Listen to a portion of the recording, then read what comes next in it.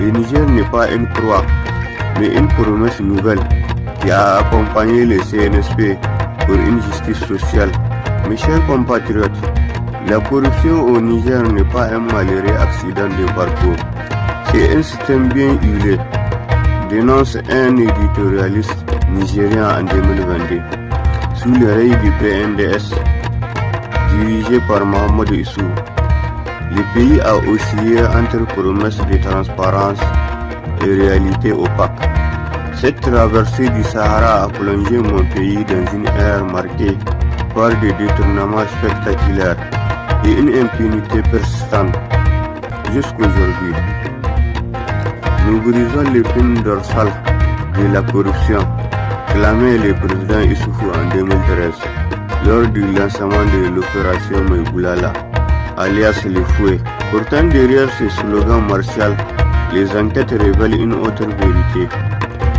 La Halcia, haute autorité de lutte contre la corruption, créée en 2011, est décrite comme un tigre de papier par la presse locale. Malgré ses pouvoirs renforcés en 2016, elle n'a obtenu que 3 condamnations en 10 ans, tandis que des dossiers sensibles dormaient dans les tiroirs. La Halcia a été un navire sans boussole dans un océan de pots de vin.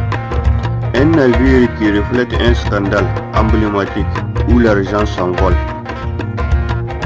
40% des 312 millions de dollars alloués à l'armée ont disparu dans des contrats fictifs.